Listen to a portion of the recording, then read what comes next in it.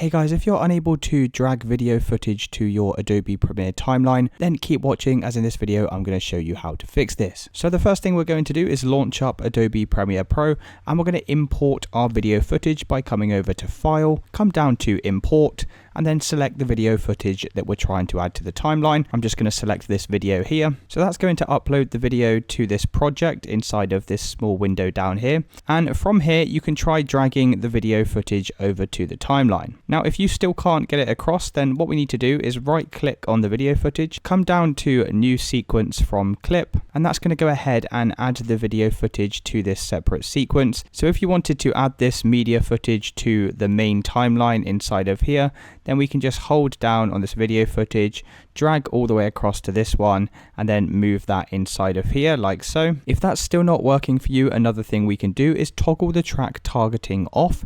And to do this, you just need to uncheck these blue boxes all the way down like so.